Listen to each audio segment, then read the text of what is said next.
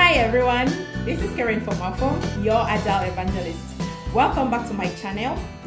Today's video is all about responding to a question I've been getting a lot from some of our YouTube community members. So people have been inboxing me and asking me, so what exactly does a Scrum Master do all day?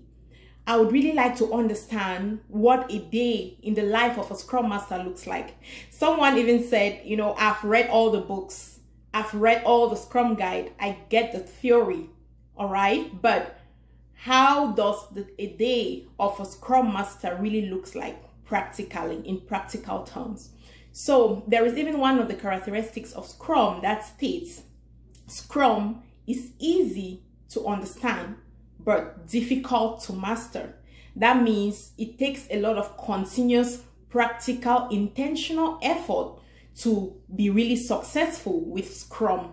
So today I am going to do my best to walk you through my entire day as a Scrum Master as I facilitate, plan, and carry out other Scrum Master responsibilities, all in an effort to continuously develop a well-formed and highly performing team.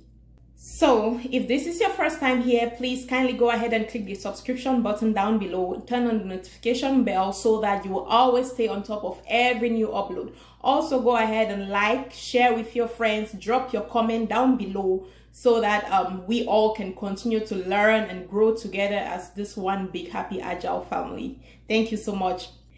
Now, this information I'm about to share with you right now is based on two assumptions.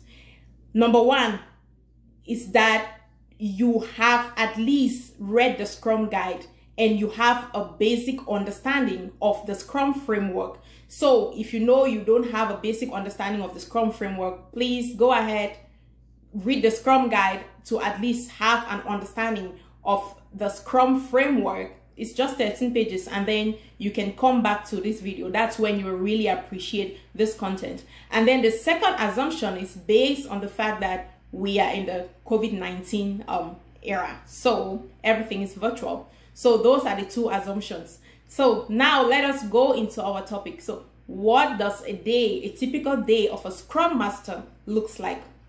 Now I've been thinking, where exactly should I start? So I've decided to pick on Wednesday, assuming it's the first day of our 2-week sprint iteration. So for example, let's assume that our sprint starts on Wednesday, the 10th of February, and will run all the way through Tuesday, the 23rd of February. Now, this is what happens on my Wednesday, the day of the sprint planning. So on Wednesday, the 10th of February, assuming it's the first day of our sprints, I always make sure that I connect at least 1 hour earlier than the rest of the team, just so that I have enough time to prepare physically and psychologically, clean up, get everything ready to start the sprint planning. You know, the very first thing I do is that I quickly create and prioritize my to-do list, just so that I don't get caught up during the day and miss out on important tasks. That's the first thing I do. And then once that is done, I also make sure that at least 15 minutes before the planning time, I connect to our communication portal. In my case, is WebEx. We use WebEx for our meetings and so many other communications. So I will connect at least 15 minutes earlier, just to be sure that my technology is running smoothly and I will not be caught up with technological issues. So I make sure that I am ready, set up for the sprint planning. So now at 9 o'clock, all the team members are connected. Now we have to start our sprint planning. So what exactly happened? What's the role that I played during the sprint planning? Once everyone arrives and planning starts at 9 a.m., at this point, I become the planning facilitator. So what I do is I pull up my Jira board. So in our case, we use the Jira board as our project tool. So do a quick recap of what our meeting is all about, the purpose for the meeting, and what we are trying to achieve at the end of the meeting. So I would say something like this: welcome everyone. So today is our sprint 2.1 planning. So what we are trying to achieve is by the end of this sprint, we want to have ready stories to be worked on for the next 2 weeks. Then once everyone is ready, I will go to the capacity board. That's the first thing I do, just to double check to make sure that the capacity is accurate, that everyone's capacity is accurate. Once I am sure that everyone's capacity is accurate, I will now go to the backlog.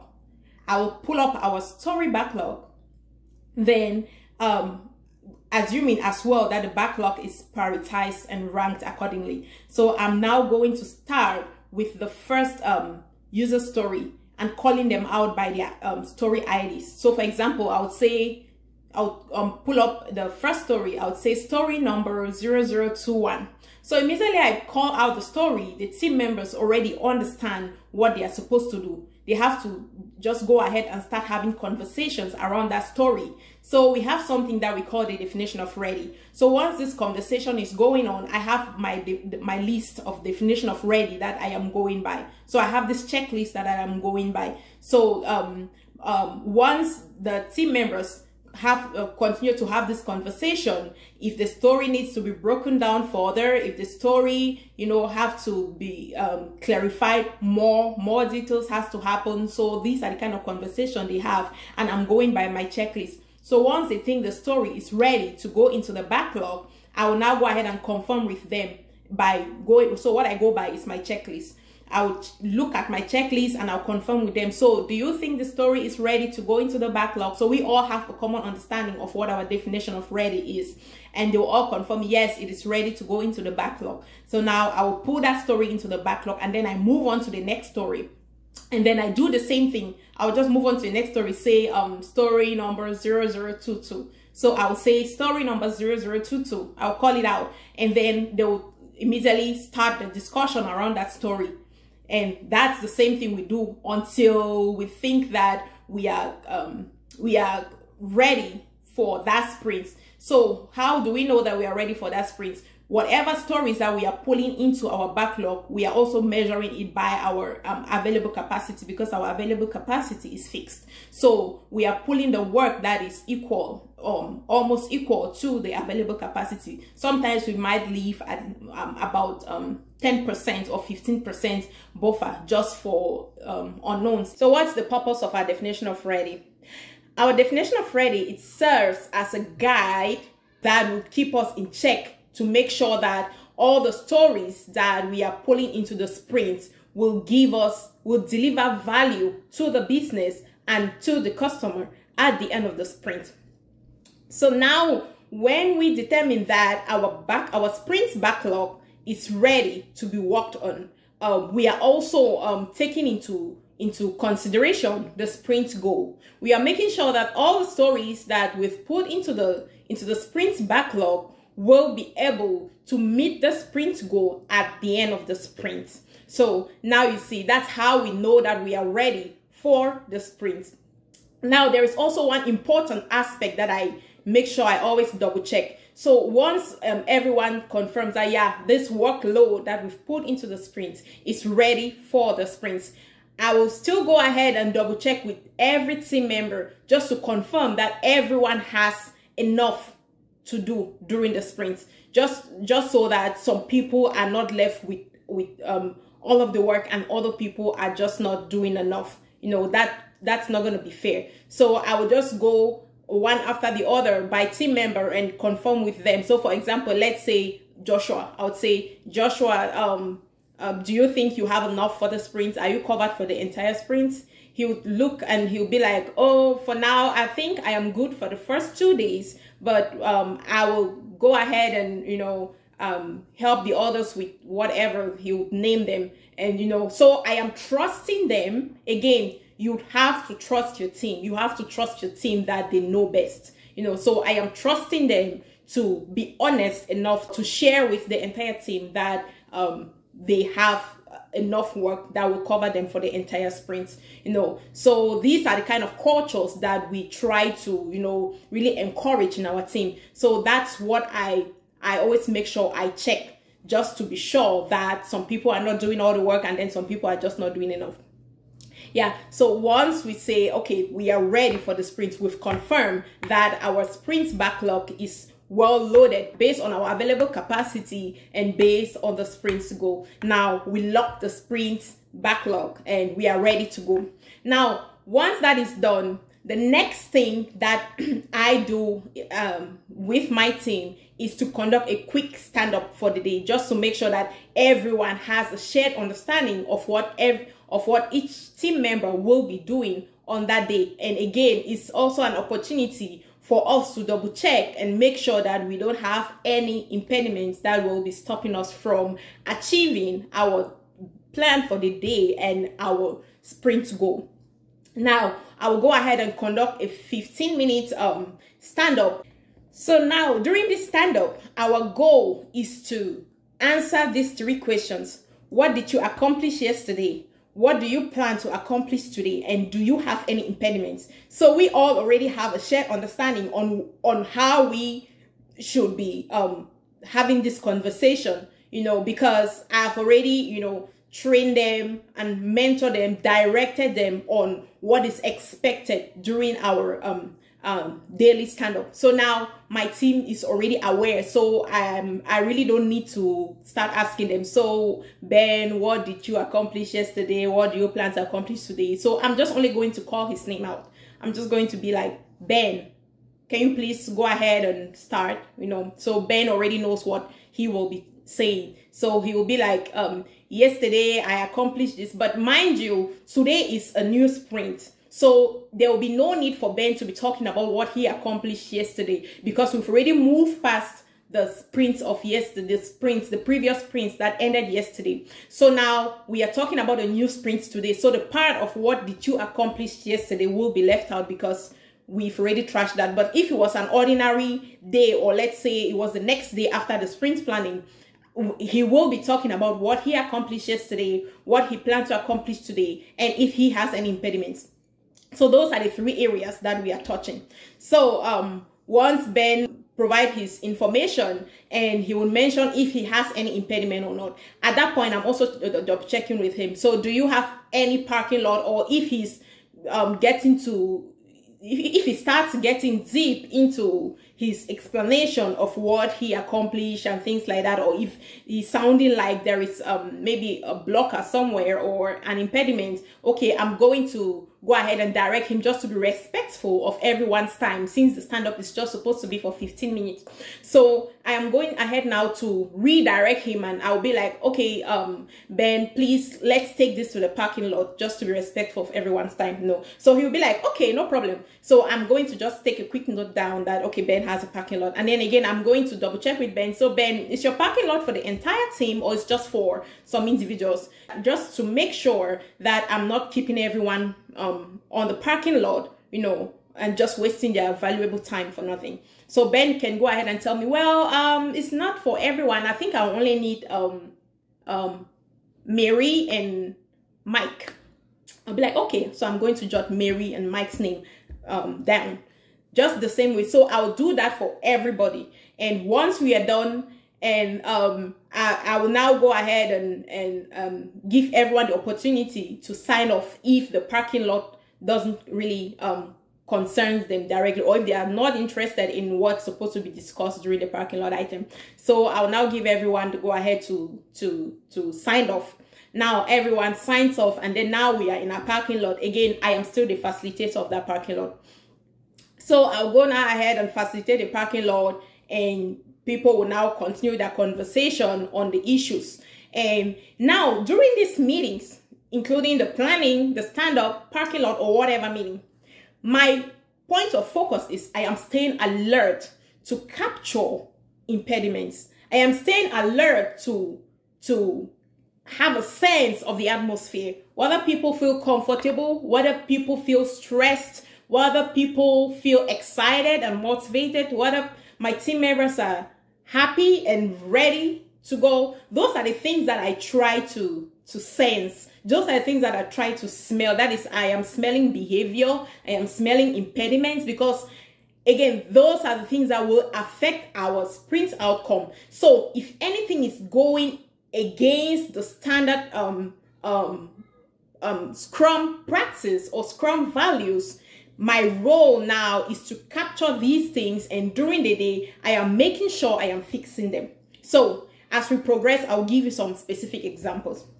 Now, during our parking lot, everyone have their conversation and we are good to go. We close and everyone disperse and go and start executing their task for the day. Now, what do I do for the rest of my day? So let's say we started our planning at 9 o'clock and then we ended at 11 o'clock, including the stand-up and the parking lot. We ended at 11 o'clock. Then now, based on my schedule and my to-do list, I have a meeting at 1 o'clock that's scheduled with the PO. That meeting I call the Backlog Management and Organization meeting. So this meeting is scheduled every Wednesday. I did the scheduling. So I had a conversation with the PO because I realized that the PO was not in sync with the expectation for us to succeed as a Scrum team.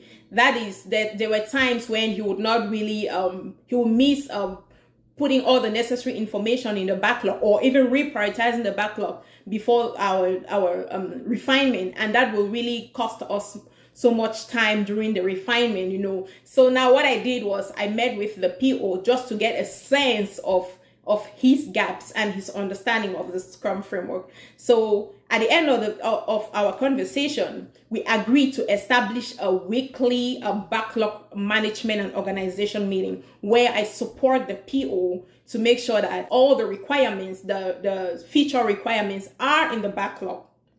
That's the first thing. Secondly, I want to make sure that the stories are prioritized. And thirdly, I want to make sure that the stories are ranked. So those are my 3 areas of focus. So at 1 o'clock, my meeting is scheduled for 1 o'clock. So after we disperse from our all the meetings I've just explained above, I will go ahead now and plan for my 1 o'clock meeting. So what exactly am I planning for? I am just, because I always like to, you know, get my thoughts together, put my thoughts together in my head, or even make quick points of discussion on my notepad, just to make sure that I am not missing out on anything when I am having this conversation with my PO, you know. So I go ahead and prepare and make sure that I am set for my 1 o'clock meeting. So during our stand-up meeting, I noticed that one of our team members did not update his Scrum board.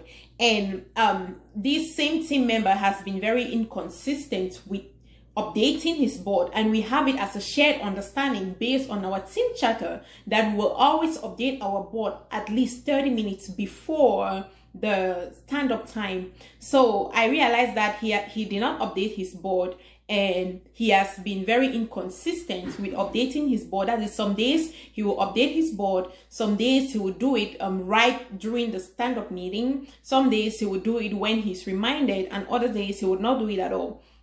So I noticed that this Wednesday he did not update his board. So again, that's an issue. So I have to figure out a way to understand what's going on and help him, bring him up to speed with the team's expectation of our Scrum board. And again, the reason why we always make sure that our Scrum board is up to date is because we use this information to evaluate our sprints and see how our sprint is going, in order to make adjustments towards meeting our sprint goal. So if the Scrum board is not always up to date, the burn down chart cannot read correctly, you know. So we always want to make sure that we are updating our board every day, so that our burn down chart can always have accurate information, which we can then use to evaluate the health of our sprints and make adjustments towards meeting our sprint goal. So I realized that, and then I called him after the meeting. I asked him if I could quickly have a conversation with him. He said he will be available at 11:30. I said, okay, that's fine. So I quickly scheduled a 30-minute meeting. So immediately after the stand-up was over and I was done preparing for our backlog management and organization meeting that I'm supposed to have with the PO. It was already 11:30 by the time I was done preparing for that meeting. So I quickly connected with my team member for a coaching session, and the goal for that coaching session is to really understand the reasoning behind his inconsistency and his behavior, so that I can know how to help bring him up to speed with the team's expectation of updating Scrum board. So that meeting took approximately 30 minutes, and by the time the meeting was over, it was already 12 o'clock. So at that time I had to take my break. So I usually have 1 hour break from 12 o'clock to 1 o'clock. And then I try to come back, like, let's say 10 minutes before my break is even over, just to make sure that I am settled and ready for my meeting. So now I connect, let's say 5 minutes before the meeting time, again, to make sure that my system is working well and nothing is wrong with it. And 1 o'clock now I connect with my PO, and we go through the backlog. He is reprioritizing stuff. He is adding more requirements in the backlog based on customers' request, based on the business request. He is adding more stuff into the backlog, reprioritizing them, and what I am watching to make sure that they are ranked, and all the required details, all the details that are required. So the kind of details that I'm watching for is the details that will at least let the developer be able to complete that work, you know, the obvious details, you know, and then the acceptance criteria is in there as well. So those are the things I'm watching out for. So we would have this meeting for, it's usually a 1 hour meeting. So at the end of the day, that's our output for that meeting. Now we have a backlog that is ready for refinement. So we have a backlog refinement meeting that happens every Thursday, you know. So that's the purpose for this meeting that I have with the PO every Wednesday. And again, that's the reason why it is scheduled for Wednesday, so that we are getting ready on that Wednesday for our backlog refinement meetings on Thursday. So that's how we function. And then at 2 o'clock, that meeting is over. Immediately after my meeting is over with the PO, remember, I have my list of impediments that I had captured during our morning meetings. And again, during my meeting with the PO, I am also, you know, vigilant to sense if there are any issues on the behavioral aspect, or if there are any impediments. So I am capturing all these things. So immediately after my meeting with the PO, I am coming back on my list of impediments that I had captured.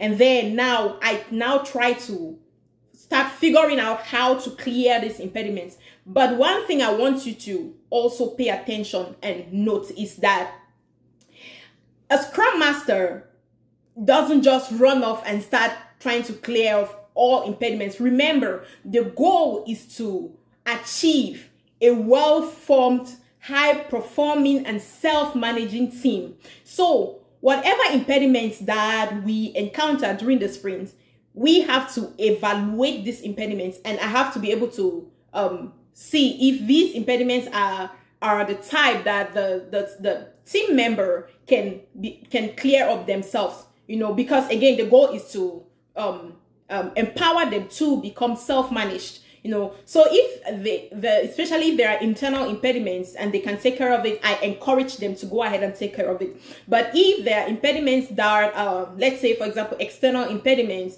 that will suck up so much of their time that they would spend in doing valuable work, I can now go ahead and take that upon myself to clear them up, you know. But again, the goal is to help your team succeed. Do whatever it takes to empower them to become self-organizing, highly performing, and self-managed. You see, so I will just give 2 examples of the kind of impediments that I will have to work on after my meeting is over with the PO. Okay, let's say, for example, during our stand-up meeting, a team member mentioned that our software license, let's say the software that we use, the license will be expiring in 2 days' time. And then I'll go ahead and ask, okay, so what have you done about it? and he would say, oh, I have reached out to the systems administrator 3 days ago, and he said he will contact Microsoft for this issue to be fixed, but I haven't heard anything back from him. So I would say, okay, have you followed up with him? And then he can now say, well, I followed up with him 2 days ago, but I didn't hear anything back from him. At least he has tried, he has done something about it. And I wouldn't want him to be distracted on this kind of things. Again, he has already tried to do it, but it's an external impediment. At this time, I'll be like, okay, no problem, I will take care of that. And then now I am contacting the systems administrator. Maybe I'll just quickly send, because I am very big at phone conversations, especially now that we're in a virtual world. I really try so much to avoid emails, especially if it's an urgent request, or if it's a conversation that is conflicting, or there is a little bit of confusion. I try so much to always have a conversation, to always hear someone's voice, if possible connect on video call to speak and see the person, because I am very big in different ways of communication aside from verbal communication. So I always like to read people's body language, see their expressions and gestures and things like that, because it's based on all these things that I try to help my team to reach their full potential, So I'll send a quick text to the systems administrator and be like, oh, James, do you have a quick second for a conversation? He'll be like, okay, no problem. So I give him a quick call and I said, okay, so my team member just mentioned that our license will expire in 2 days. And if this happens, everyone is stuck. We will not be able to do anything. We will not be able to produce done increments at the end of the sprint. So what have you done about it? I just want to check on the status. So the systems administrator can say something like this. Well, I have already submitted a ticket to Microsoft, but I haven't heard anything back from them. And right now I have high priority stuff that I'm working on. I'm so swamped right now. I really don't have time to follow up on that. I'll be like, all right, no problem. Can you please give me the ticket number? So he will go ahead and send the ticket number to me. And then now I am reaching out to Microsoft, checking on the status of that ticket. So based on what I saw in there, the ticket hasn't gone anywhere. They have not made any progress on it. This is very critical for us. What am I doing? So the point is, I have to go above and beyond to make sure that this impediment is cleared up and we remain on track in meeting our sprint goal. That's my responsibility. So now I am calling the Microsoft hotline immediately and trying to talk to somebody. So I call them and I'm like, okay, so we have this ticket, we've submitted, state the date, the time, everything, that I just want to follow up on the status for this ticket. And that's what I do. And until that impediment is cleared up, and then I tick that, I'm good to go. No, so that's just a typical impediment that a Scrum Master will want to clear off, especially if they are external impediments. But if there are things that a team member can easily clear up without getting so distracted, go ahead and encourage them to do it. A second example of a typical impediment that I have encountered or that I might encounter and I have on my list of impediment would be, so during our parking lot meeting, a team member mentioned that there is a story that we will be working on in the next sprint, in the upcoming sprint, and we need an external reviewer on that story. But right now, we do not have anyone that can be our external, that has agreed to help us with that. So I'll be like, okay, so who do you think might be able to do this for us? Again, I am trusting that they know better, So he will be like, I think Emmanuel can do that. I'll be like, okay. So have you reached out to Emmanuel already? And then he'll be like, well, I reached out to Emmanuel and Emmanuel said he will confirm with his manager and get back to me. But so 3 days ago, he got back to me and he said his manager was hesitating based on scarcity or based on lack of capacity, So I'll be like, all right, no problem. Don't worry about it. I will take care of it. So again, take note, this is an external impediment. Then now, after I am done with clearing up the other impediment, or I am sure that it is in progress, I now move on to this one. I now send a quick text to Emmanuel's manager, and then I'll be like, oh, I really don't want to call the names of my team members and my, I don't want to give that kind of information online here. So all these names that I am using are just, fake names. So, I'm just going to send a quick text to Terence, and then I'll be like, Terence, do you have a second for a quick chat? Terence will be like, okay, no problem. Or he'll be like, sure. And then I'll quickly give Terence a video call, because again, this is someone that I need something from. So I have to try to be at my best behavior. I need to be tactical with my words, making sure that I am using words that will, really see our need, and based on the true priority, if we are able to have his team member to help us for review, he will not hesitate to give us that, you see. So I'll just explain the situation to him, really clearly communicate the priority of these of the need for these skills in our upcoming sprints. So once I'm able to clearly communicate that with the manager will then again, we all want the best for the business at the end of the day. So based on the true priority, the manager will now be like, all right, no problem. You can now have, what was the name I used? The reviewer. You can now have the reviewer for the next 2 weeks of your sprints. I'm like, all right, great. Thank you so much. So now this other impediment is cleared, and now we are ready to go. So by the time I'm done clearing up the impediments that I encounter during the day, and my meeting with the PO, after the planning, after the stand-up meeting, I have a one-on-one with my team members manager. So they have their own manager, their own functional manager. So we have a one-on-one that is scheduled for every Wednesday. So I now move now. So that it's about 3 o'clock at this time. It's already 3 o'clock. Yep.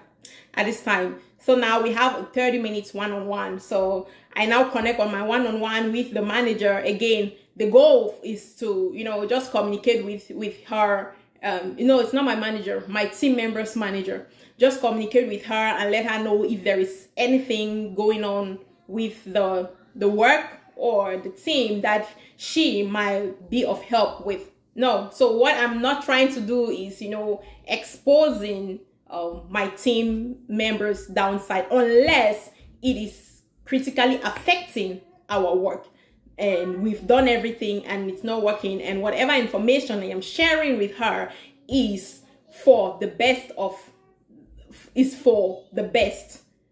for the business and for the team at the end of the day. So that is my goal on whatever information I am sharing with my team members' manager.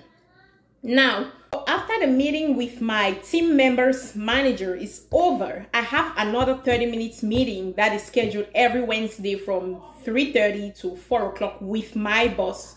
So the goal for this meeting with my boss is to if I have anything to communicate with him that will help improve my performance, or if anything that's going on that will be of help to the business and to myself, anything I am. So that's the purpose for this meeting. So we just connect to make sure that we all are on the same page with what's going on. So this meeting happens for 30 minutes every Wednesday. So that is called a one-on-one meeting that happens every Wednesday from 3:30 to 4 o'clock. So after this meeting is over, it's already 4 o'clock, and at this point my day is almost over. So what I do for the remaining 30 minutes is I have to sit down, just rethink about what has happened during my entire day. If there are any lessons learned, if there are any points that I need to capture, or if there are any points that I notice for retrospective, I am quickly dropping them on my retrospective, because I am very big with making quick notes. Because if things happen and I don't proactively act on them, I can easily forget. So just to make sure I'm not forgetting any important point, I am capturing all this information. If I notice anything that might have a potential to be discussed during the retrospective, I am going ahead to drop that on our retrospective template. If there is anything that I think might be discussed during our sprint review, I am going ahead to drop that on our sprint review template, just to make sure that I can now, when those meetings are approaching, I can just go back there and develop my points from the things that I have captured. So these are the things that I usually do for the remaining 30 minutes to 1 hour to the end of my day. And then the very last thing I do before I sign out for the day is I have to make a quick summary report of the recap of my day. So that's the understanding of leadership. So the leadership team, so we have our own community, our own team as the leadership team, where everyone make a quick recap of their accomplishment during the day, and if they really had any roadblocks as well, any challenges, so you just make a quick report and you share it with the leadership team. So for the remaining 30 minutes, that's what I do. That's what I do. So I quickly summarize my report for the day and I share it with my leadership team. So I hope I have tried my best to summarize as much as I can on how my day typically looks like as a Scrum Master. Again, if you know that you haven't subscribed, please go ahead, click the subscription button, the notification bell, because we will be sharing a lot of important information here. Trust me, the things that other Scrum Masters or coaches will not tell you, will not be very open with you. That's why I am here. That's why I am connecting with you, because these are the things that I will be giving you. Because, I really struggled before I got to this point, and I want to be able to really help people so that they mustn't struggle the same way I struggled to get to where I am right now, So I am just trying to do this to help you jump over some potholes, and get to your destination as an agile leader. So you have to go ahead, click your subscription button, the notification bell, so that you will not be missing out on any critical information we will be sharing on this platform. Again, if you have some questions regarding what we've shared today, go ahead, drop your questions in the comment section. You can reach me directly through my LinkedIn. So my LinkedIn, just look me up on LinkedIn, Karen Fomafung.